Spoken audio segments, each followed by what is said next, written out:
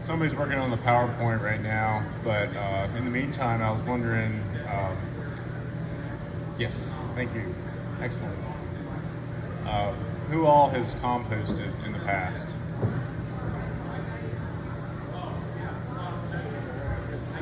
So about half the crowd, it looks like. Who wants to compost? Who's interested in starting a compost bin in their own property? Most of the crowd. Excellent, excellent. Well, you'll be happy to hear that you're in the right place. So we'll be covering a lot about all things organics management related to composting and how you can compost, and a little bit about. All right, looks like we're going to get started.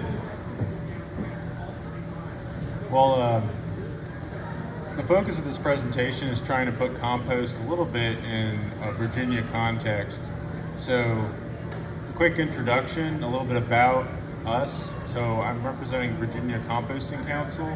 I'm the president, and we're a very grassroots nonprofit, very much from the ground up volunteer-run organization. And our mission is to continue the spread of information and education about composting in Virginia. We are an affiliate of the United States Composting Council, which is a national organization that does all things compost and other organics management topics throughout the country and the world. Virginia Composting Council is composed of around 90 members of our listserv. We don't have a formal membership structure right now, but we're working on that.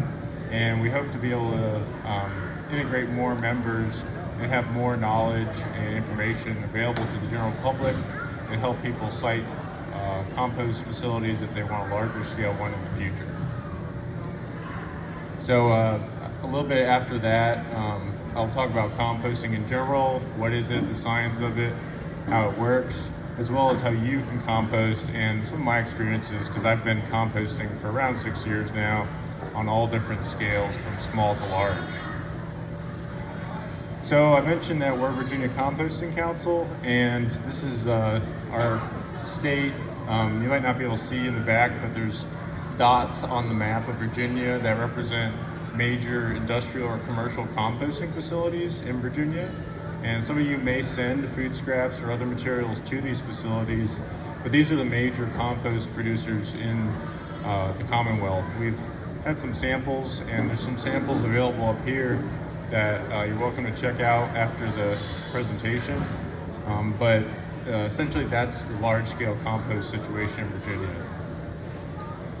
I really want to emphasize though how everybody can be a composter, so it's incredibly scalable from small scale in your backyard with just one person generating food scraps to a larger, medium, or small size farm, all the way up to the industrial commercial scale. And so like the whole Commonwealth has the potential to be a composter.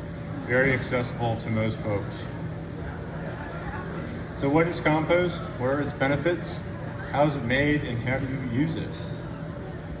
So in essence, compost is decomposed organic matter. And I put that in quotations because composting really is a process, and it's a man-made process, but it does replicate or mirror what happens naturally on the forest floor. I'm an engineer. I work for Geosyntech Consultants, which is kind of a firm that does a lot of really big scale things. And when we talk about processes, they're generally referred to in controlled, man-made, systemic, point A to point B type things. Compost can really go all over the place. It's not necessarily a straightforward journey. People have different experiences, they have different waste streams, and they have different environments in which they compost. So it is decomposed organic matter, and that's where I'm stopping the definition for now, is that compost can look like a lot of things, but I'll get into that in a bit. One universal part of composting is that it's made from organic matter, such as what you throw away and sometimes put in the trash. Food scraps, trimmings in your yard, manure, leaves, and other material that can break down and would break down naturally if you just threw it outside. That includes wood, that includes everything from residential to commercial to industrial waste products. So if you look at the whole average municipal solid waste stream in this country, it looks like about 30% is food scraps by weight, and another 20 to 30% is compostable material like paper, cardboard, paperboard, wood, and organic materials like cotton or rubber. So a full 50 to 60% of our waste stream could be composted. Right now in Virginia, I think less than 5% of the material goes into a composting or anaerobic digestion system. It is a natural and nutrient-rich additive to the soil, so it's not a fertilizer, but it is a fertilizing product, and it is a soil amendment, so it makes it better, it enhances it. It's also great for both gardens and horticultural and agricultural scales of development. So I personally am a composter in my backyard. I got 3 different systems in my own yard. I also work with the community compost, and that's a regenerative garden that only uses compost and natural products and pesticide-free applications for growing. It's also, in addition to the agricultural benefits, it is a on-site recycling of unwanted materials, which can save a lot of cost and hassle for certain places where you don't have any other way to dispose of the organic material. So there's the community garden. I'm in the city of Richmond, but this can be done in any city or town or even neighborhood. Essentially, it's a raised bed garden, and it uses compost only as the inputs in a regenerative gardening strategy. The benefits extend beyond that, though. There are some immediate benefits to the soil when you apply a finished compost to the soil. You're essentially converting organic matter, volatile organic matter, into a soil carbon that's been stabilized and processed in a formal manner. Excuse me just for a second. There's still time to join the presentation on alpacas at the farm credit stage. I just wanted to make sure everybody knew she's doing alpacas at the farm credit stage. If you were interested in that, there's still time to join in. They had to have me competing with alpacas. Anyway, I'm glad you guys are here. I really appreciate this because this is important issues here. The production of compost makes a fertilizing amendment, and it also sequesters carbon in the soil and improves the overall soil health. And the benefits, again, extend from the beginning to the end of the process. You're diverting waste, but you're also generating a valuable value-added product at the end, and you can do it in your backyard.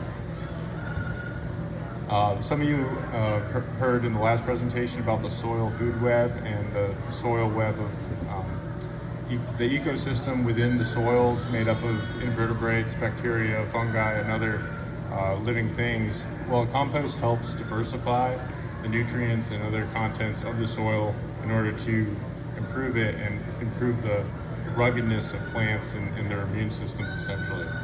I know you can't read that text, but going from the bottom up, you got kind of the hierarchy, the food trophic levels. So, birds and large vertebrates, they eat things like worms and insects. Those insects eat centipedes, spiders, which go down the line to ticks and nematodes, bacteria. And at the core of composting is the idea that bacteria are eating the decomposing organic matter. And you can see it there at the top of the hierarchy.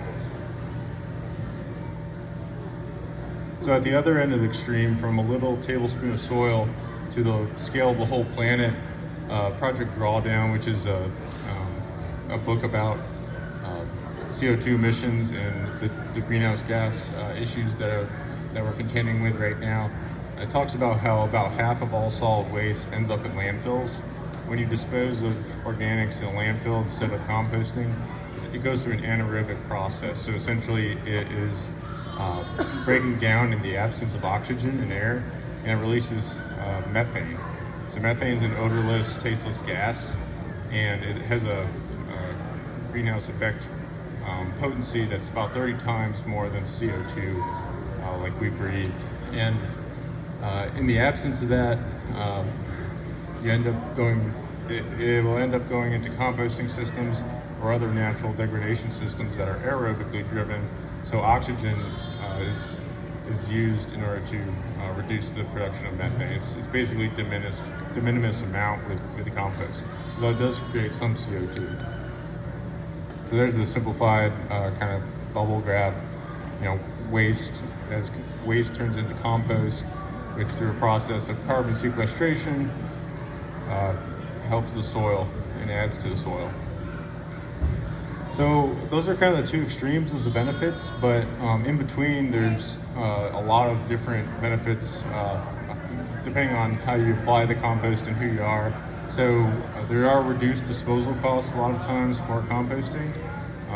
A good example is I know of some cities that started composting programs where citizens could put their food scraps into a separate system from the trash, and they moved the trash from once a week collection to once every 2 weeks, basically cutting the amount of collections in half for trash.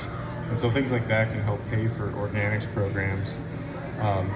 Convenience, so organics, composting in your backyard is often easier than having it trucked off site. So like a good example is leaves. We all generate leaves if we have trees in our yard, and those leaves can be raked into a pile and composted instead of bagged up and sat on the curb for them to go through this long journey along our highways into a landfill or alternative. You can benefit from the leaves breaking down in your own yard and spreading the resulting soil onto your yard or vegetable garden. Composting is also highly scalable, so as a process, it can happen at really small scales or really large scales. And I'll have some examples at the end of the presentation, but the average person can compost either in their house or in their backyard. And entire counties and cities also have programs where they take hundreds of thousands of tons of material to make hundreds of thousands of cubic yards of compost. Finally, I just want to touch on the stormwater and erosion sediment control benefits, because I think this really affects the group here. Stormwater and runoff happens when we've cleared the land of natural vegetation, and so there's increased scouring of the earth from runoff of rainwater. Well, that stormwater and erosion sediment control can be done with compost through what's called compost socks or compost sleeves. You place compost in a large fabric sack, and it creates like an artificial berm that can hold back the water and prevent the intensity and duration of a rainfall or flood that will negatively affect the soil by washing it away. You can see there's a big compost sock on the left picture there and a small one on the right. The ones on the right can just be draped across the ditch, and they help reduce the erosion of your ditches. The added benefit of compost being in a sock instead of some other material is that compost will actually treat the water for heavy metals and silt and other elements, so it'll actually help increase the quality of the water in addition to reducing the quantity. And then compost is often a common ingredient in artificial wetlands and stormwater ponds, which if you live in a neighborhood, you probably see them. They require media like compost to grow the material in the stormwater pond that will ultimately replicate a wetland. So how can you compost? This is a good example of the three kind of levels of composting. You got your backyard bin that's often limited to a single family or individual. And in this case, it's a tumbler. That's what I have, and that basically is enough space for my wife and I. The middle graphic is a two-bin system in a community garden in Richmond. But a two-bin system doesn't take up much of a footprint. They're about a cubic yard each bin. And it takes care of a huge chunk of a pretty populated neighborhood. And then finally, we have an on-farm system, and those piles of composting in progress are referred to as windrows in the industry. So they're windrows that are used to cook the compost. That guy is taking a temperature reading to make sure it hit the right temperature. And it's being done on a fairly large scale on a farm, pasture land, I think. So what can you compost? Well, everybody can compost pretty much all organic materials they generate. I've got some ratios here and a little bit about the science of it. Composting consists of both a carbonaceous material and nitrogenous material that is high in nitrogen. The carbon material we often refer to as browns. So it's things like leaves, sticks, sawdust, um, wood chips, hulls of agricultural waste, straw, hay, things like that. Generally, it's brown, so we refer to it as browns. And on the other end of the spectrum, we have nitrogen materials like green waste, food scraps, coffee grounds, grass clippings, garden trimmings, and some other materials. But you want to shoot for a 30-to-1 ratio of carbon to nitrogen, and different materials have different amounts within them. So a good rule of thumb is try to keep by volume about a 2-to-1 ratio of material. So if you're, say, composting with just leaves and say coffee grounds, you want to have roughly 2 servings or 2 buckets of leaves for every 1 bucket of coffee grounds, and use that in your compost pile. And there's a lot of different nuances on different materials. I've gained a lot of experience at the individual and community level in what works and what doesn't, and kind of some of the tricks of the trade. Feel free to ask about that at the end. There'll be a Q&A, because I know a lot of folks are interested in this stuff. A big thing about food scraps is that people often ask, can you compost meat and oils? And the answer is, you probably shouldn't compost meat, largely because it can blow up your pile by just being too high in nitrogen and attract odors and pests. Oils are generally fine in small amounts, but cooked meat is okay in a pinch, but I wouldn't go too crazy with it, because it does break down really fast and can turn into kind of like a nasty soup. People do compost on farm at large scales, so like slaughtered animals or offal. That material is often best treated with composting, so you can bury a dead pig or a dead cow in a huge pile of wood chips, and if it's deep enough in there, not much anything is going to get to it, and it's going to be able to break down naturally in the pile rather than being trucked into a convenience center or landfill. So there are cases where meat, it really makes sense to compost it. Yes?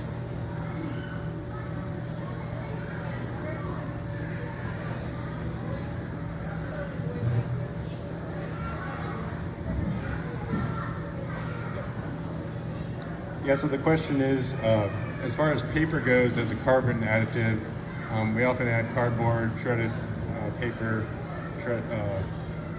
paper that's been through a shredder, newspaper, things like that, paper towels, soiled napkins. Is it okay to compost that given the ink content of it? I think my answer is generally yes. It's a fairly negligible amount of ink, and often I know like newspaper is made with pretty tame materials. Certain printings are worse than others, so like those really colorful graphics you get in junk mail, or like what you see in a magazine, that stuff is fairly high in toxicity risk. So like I wouldn't even think about composting that stuff. And it has often plastic coatings on it too. So I try to keep it to what's referred to as craft paper or newspaper, stuff that you can feel it, it feels like paper, it breaks apart real easily, and it's often brown and not colorized. But a little bit of residual ink I think is okay. It's not going to present any toxicological risk to anybody eating food grown from the compost.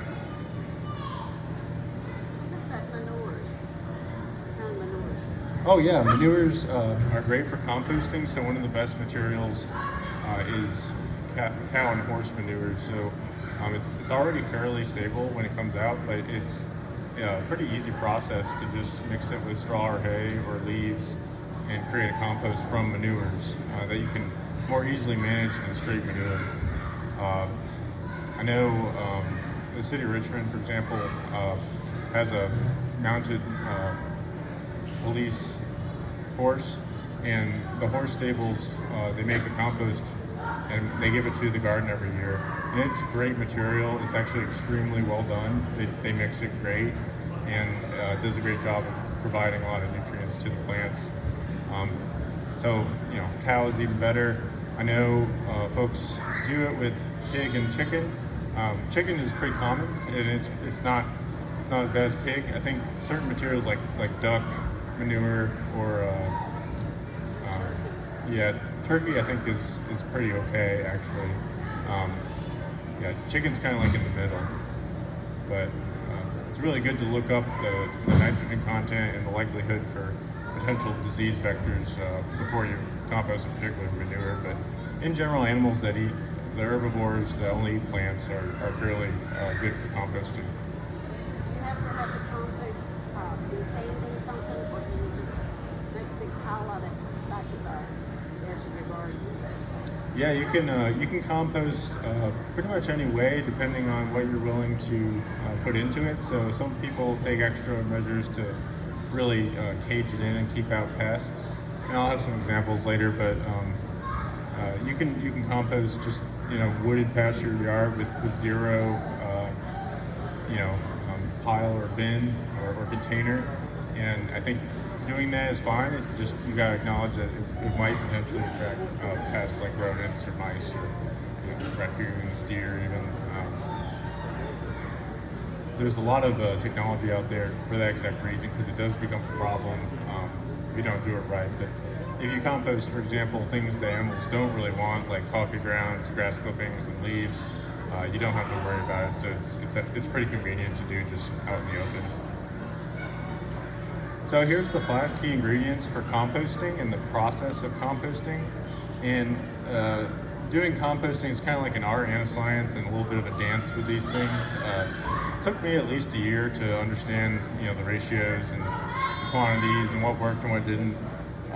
Because there's a lot of guidance out there, but everybody's going to have a little bit of a different situation. They'll have different materials and feedstocks that they're putting in the pile.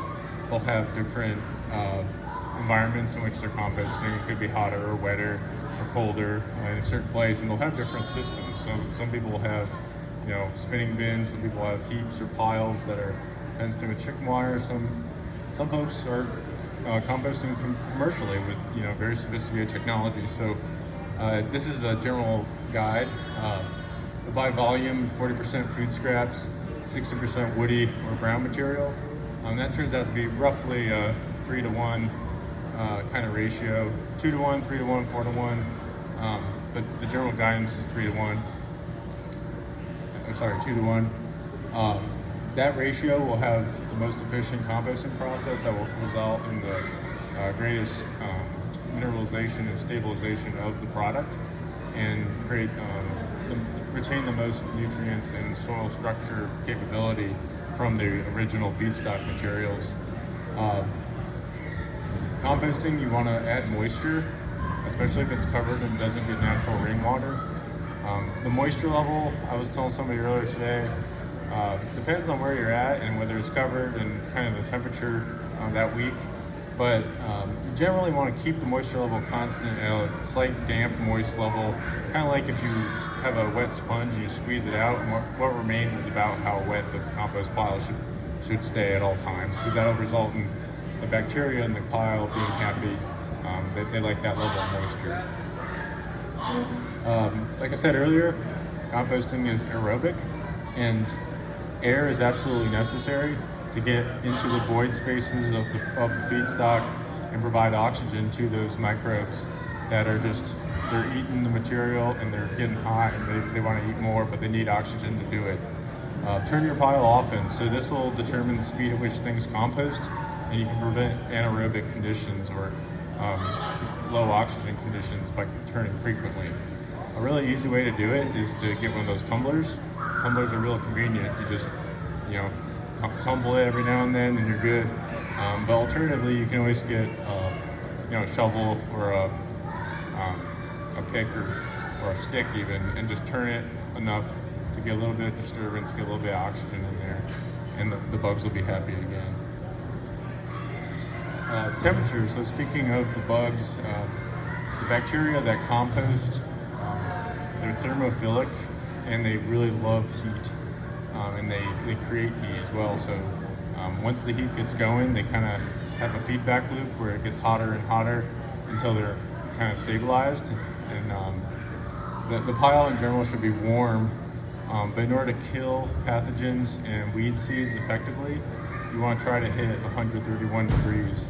I'll tell you, in a small backyard composter, this is extremely difficult because you just don't have enough material stacked up in order to hold the heat in a community composter, you can get that. So I've had many times when I've flipped the top of the compost off in the community composter. And I said earlier, it's about a cubic yard, and it was hot. It was like, at least 130, if not more, just roaring with heat, and the bugs were really happy.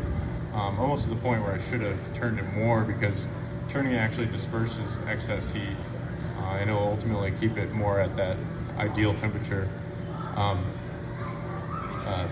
A lot of folks just vermicompost or use worms to compost because it's hard to achieve that heat. But at the end of the day, unless you're applying the compost directly on your vegetables, it's unlikely that you're going to generate or have compost that's actually harmful with pathogenic potential.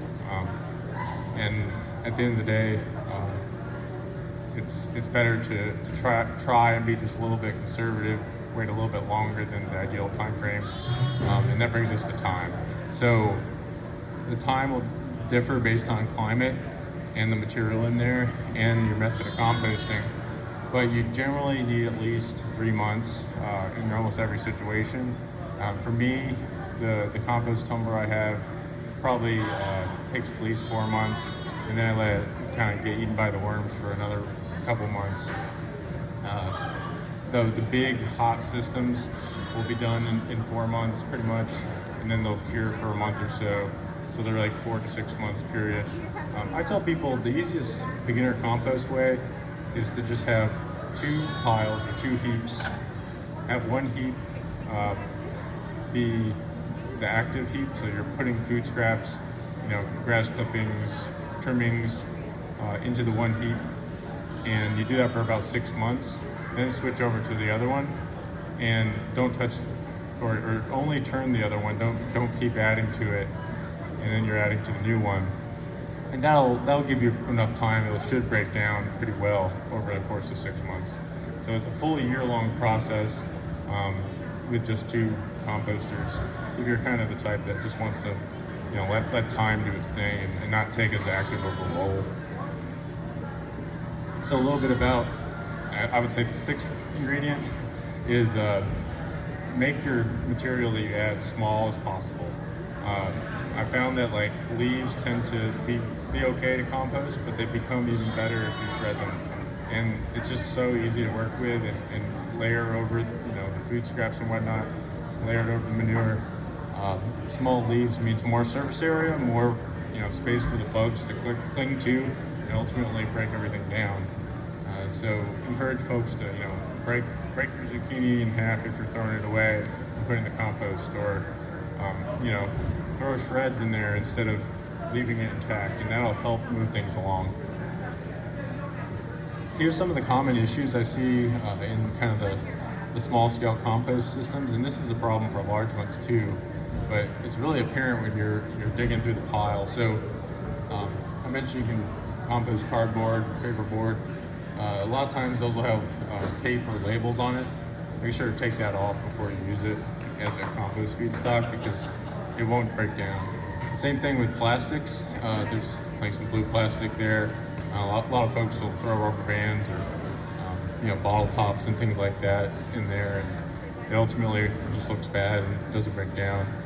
The bane of my existence as a composter are these little stickers on tangerines, oranges, apples, banana peels. Those stickers do not break down. They are not biodegradable, and they will show up everywhere in your compost if you leave them on there. So is there any effort at all to get those to be biodegradable? So yeah, there basically is. There is some movement to get those to be biodegradable, but since it's run by huge international companies largely, it has not made much progress. So the more we kind of advocate it, the more we can hopefully get those things gone. Because there are biodegradable alternatives that cost just a little bit more, and that's enough to keep it being implemented everywhere. Oh, finally, if you're composting your yard waste or grass clippings, avoid composting material that has herbicide, artificial persistent herbicides used in it, because that will kill the compost potential for doing good. And you end up with something that's destructive rather than constructive. And there is ways to test unknown yard waste for persistent herbicides. You basically just try to grow material with it, like a seedling, and if it ends up having conditions that are not normal, it might have an herbicide in the compost. So here's some small-scale backyard type systems that I've seen. This one here, the tumbler, is mine, and you can see the finished product ends up being kind of what you want in a compost. Kind of crumbly, slightly moist, nice consistent black color. You can achieve that in a tumbler with enough practice. I've never used these kind of crate style ones like you see on the left, but I know some people swear by them because they're kind of like a layer, like a stack of lasagna style composting, where the best stuff eventually falls out at the bottom. Yep.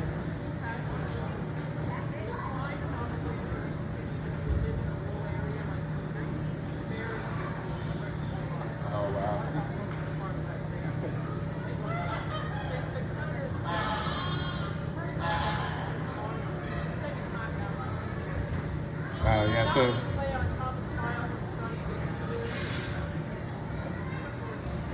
yeah. Well, that's a great point. I didn't mention bears earlier, but those things can definitely destroy these compost piles, and you're gonna need something rugged. There's metal tumblers available. That might be one approach, but tumblers like the one you see at the bottom there will be pretty resistant to bears. The bears will end up flipping it around. And worst comes to worst, when the tumbler style, when the axle falls out or whatever, or if it breaks off the stand, you can still use it by just rolling it on the ground. You just can't really load it quite as much because it gets real heavy. But these things aren't useless once they break off the stand, because they inevitably will. It's getting a lot of abuse being turned, and, water poured on it, and a lot of stuff degrading inside. So the other style, besides bins and containers and what some people refer to as neglected plastic triangles, are the piles and heap style. And this side is actually really economical. You can use chicken wire or hardware cloth, or even just slatted board systems to have a sequestered area to put material compost. And again, I recommend having two: an active one and one that just sits and gets turned and moistened every now and then. But you can see the different styles. People do them as circles, people do them as squares, rectangles. People do them as open-faced, where there's not as much threat of, I guess, bears and other pests. And the diagram in the upper right is kind of a two-bin system where they share a wall, which is always nice. So you have to build one less wall if it's all in one place. Here's an on-farm system. This is an interesting story. I think this was a farm in Pennsylvania, but they could basically compost a lot of their residual agricultural waste, and they were doing it with tow-behind tractor-style turners, and they were restricted to pretty small windrows, but it's still a lot of material, as you can see. They ended up switching to what's called aerated static piles, which is done in a lot of the large scale systems now. You're basically either forcing air through or against the pile through a blower pipe system. And so the pipe is slotted, has perforated pipe to let the air go through the pile, and you can accelerate the composting process down. Some are composting in 2 to 3 months, these huge block piles. So it really increases the efficiency at a large scale. But you can do this at small scale too. I've heard of folks doing it with just like a bounce house blower. It's kind of interesting stuff. It doesn't require a turner, which is nice, but it does require a blower that you have to turn on and off in order to force the air through the compost pile.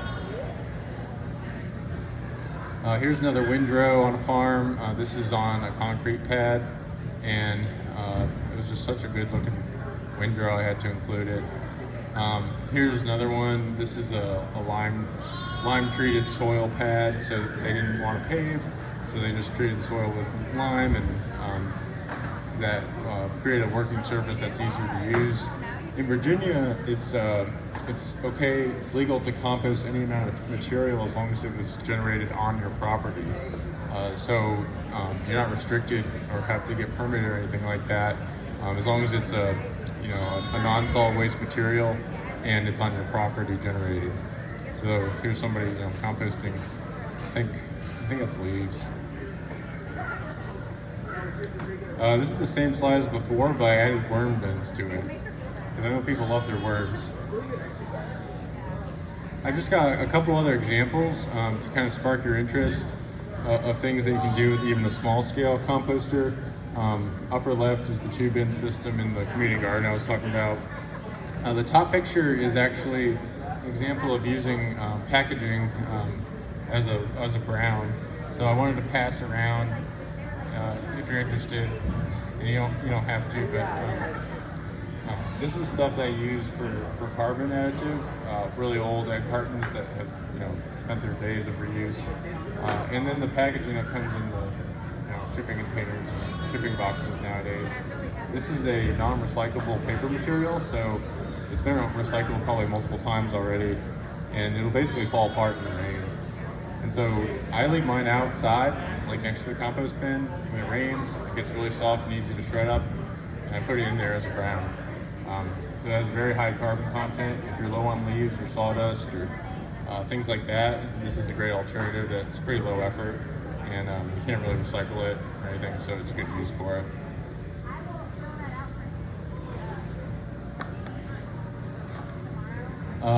The bottom left is the leaves only compost that I make. It's basically shredded leaves that just sit in place. I don't even turn them, and they ultimately create a really nice leaf mulch / compost. And if you're at the VCC table earlier, you probably saw it out, but it attracts a lot of worms, even though it doesn't have extremely high nutrient content. It's still a great additive to enhance the soil and create like a structure for the roots to grow into and to break up kind of that dense clay or sandy soil. A lot of folks have leaves, and again, the key is to shred it. I've also done compost systems just like on a tarp. That's just leaves and grass, and I think coffee grounds too. And that actually ended up in a decent compost. So kind of experimented just turning it by pulling up the edge of the tarp, and seemed to work okay. So you can do it, even a small space. And then I got the poultry netting there, which a lot of people use to make compost. 'Cause I think some of it's made to be rat proof, and that's what you really want, is a size opening that keeps out large rats. Okay, so how do you use the compost once you make it, once you have that black gold? Well, you can put it both in and on top of the soil. When it's just sprinkled on top, it's called top dressing. You can integrate it into the roots of the plant by tilling it in once it's stable. You want to make sure compost is completely done and inert and ready to go.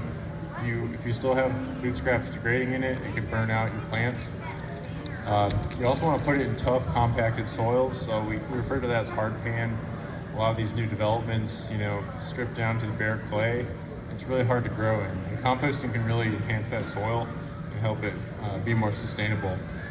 And then people also use it as a liquid extract, which is referred to as bokashi. And it's a Japanese method of kind of composting and getting the important nutrients from the liquid that comes out the bottom. So I'm not that familiar with that, but I know a lot of people are really into that. It can be done on a pretty small scale using fermentation.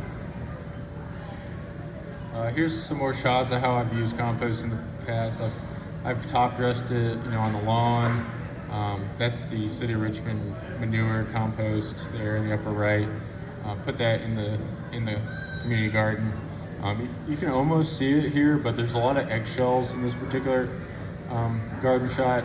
So the in-garden composter uses eggshells, eggs, and it ends up actually creating a lot of eggshells, which are great for the nutrient quality of the compost.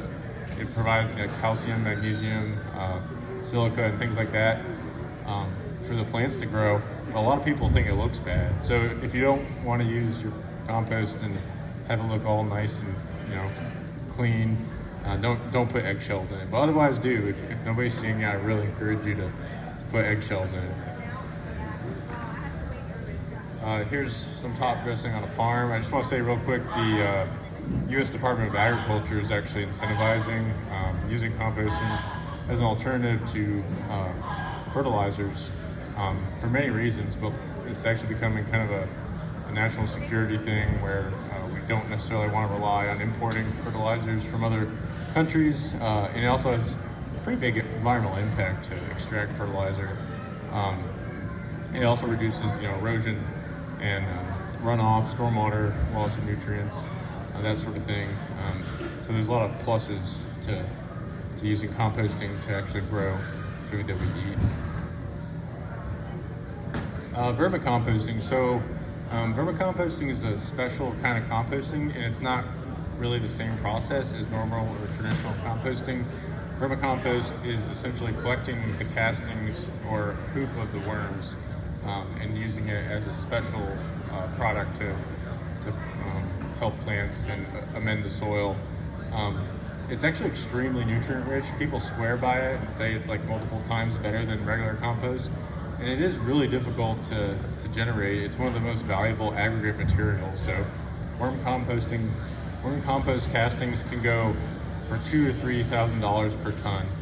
And that's a wet material. So, pickup truckload, $3,000. You can see how valuable this stuff is.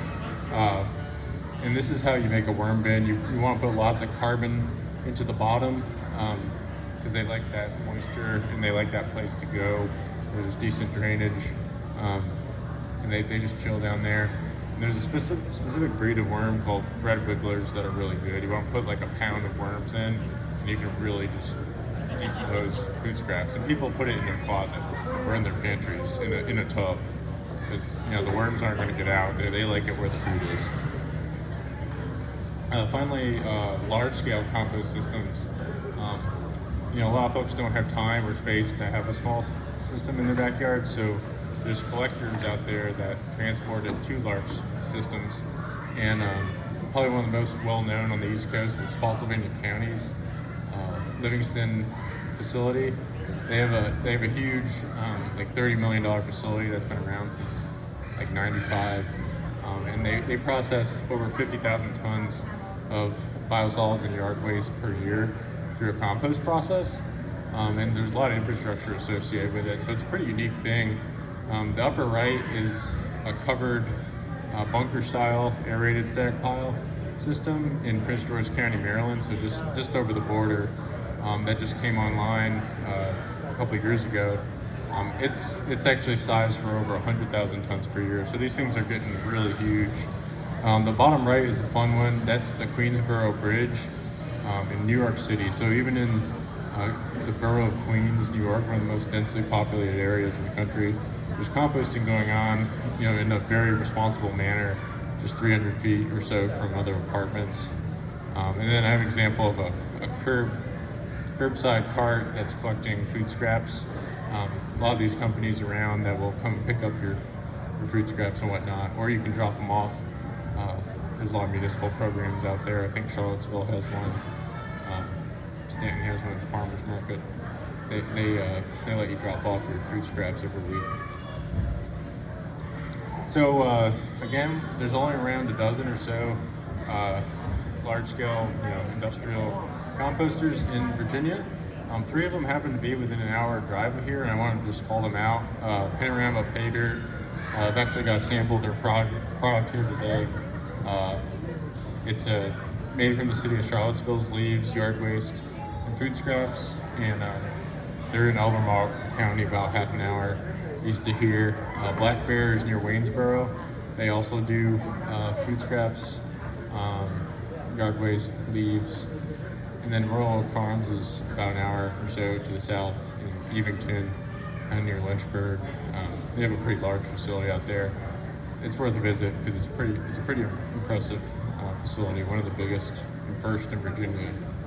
So I recommend checking those out. They sell great bag product, they sell bulk product, and it's made from materials that are all generated here in Virginia.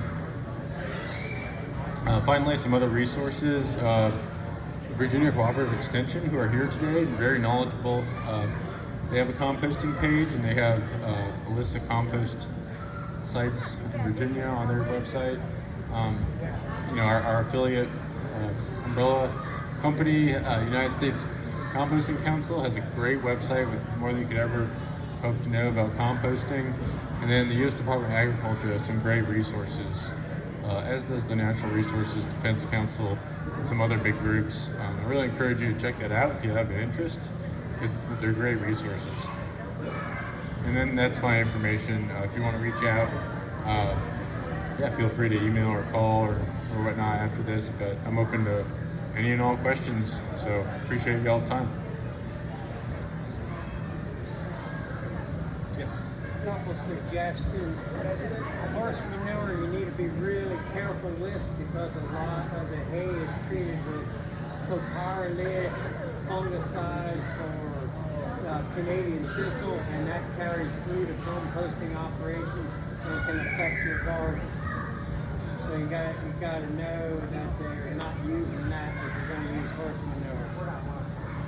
And if you need to do shredding of yard waste, a mulching mower with a bagger on it is much more efficient than buying a compost shredder.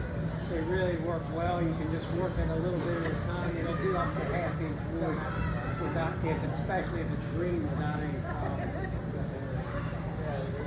Yeah, those compost shredders are pretty pricey as well, and they're known to break. Any other questions?